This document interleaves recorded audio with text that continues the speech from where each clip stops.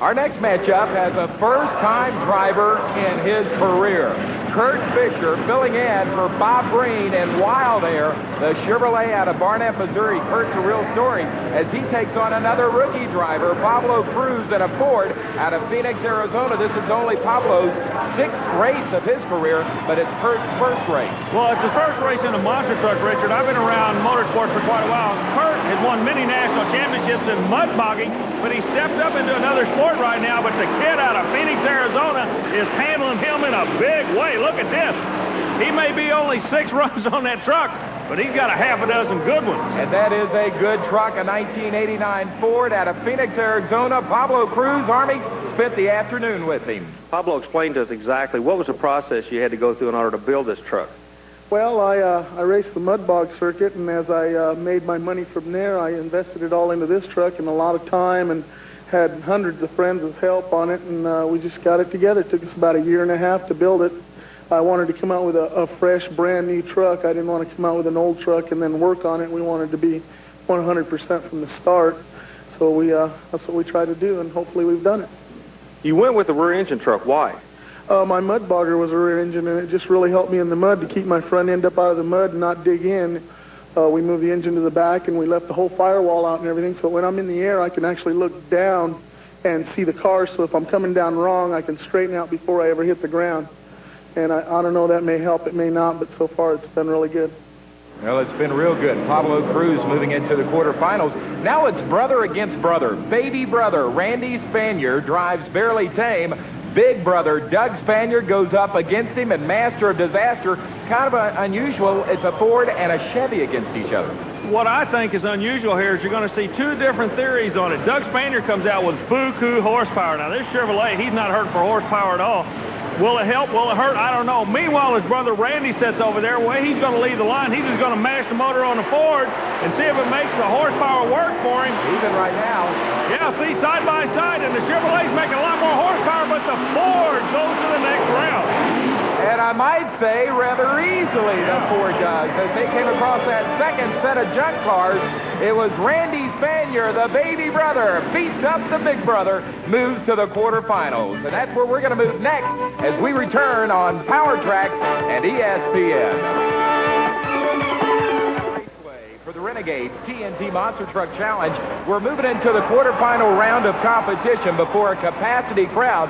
That is 8-year-old Jill Moore, the daughter of John Moore, the driver right there of the No Problem Ford. He's kind of a hometown hero, taking on the mad dog of John Breen.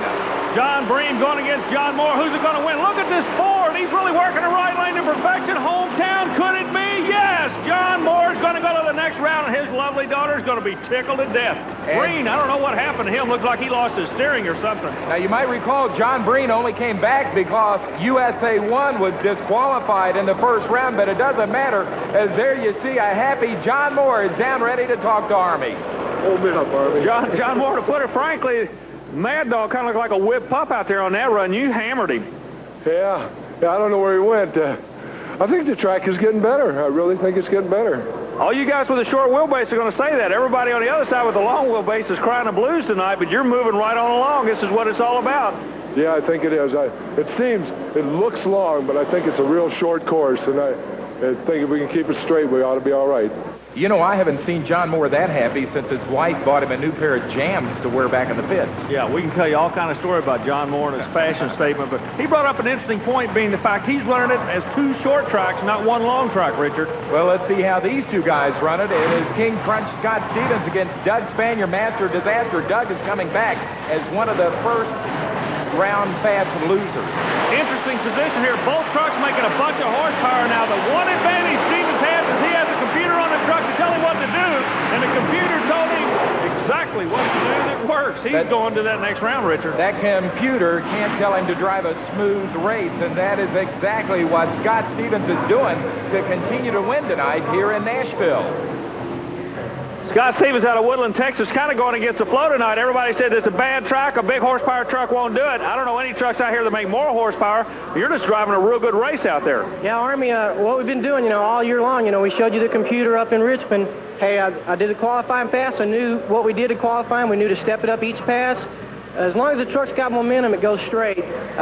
Looked at it then, I was a little off pace, probably a little slower than the fast before, but I just step it up next pass and the truck goes, as long as I've got momentum, I can go straight. So hopefully tonight, we didn't qualify real good, and we're in the bad lane, so that's probably where we're going to get stuck all night. And the computers, we've got the truck shifting real quick now. That way, because you don't want no power, I don't think, on this track. I want it to get into high gear. That way when I give it the gas, it don't have no sudden power. Well, Scott Stevens now in the semifinals. And look at this matchup, Army. The awesome gravedigger Dennis Anderson, 28 years of age, out of Chesapeake, Virginia, against the hometown hero, the 22-year-old rookie David Morris in the equalizer. Well, just a minute ago, Scott Stevens said something about sudden horsepower. Ladies and gentlemen, that's what you're going to see right now. Side by side, rocket shots. Keep an eye on the gravedigger.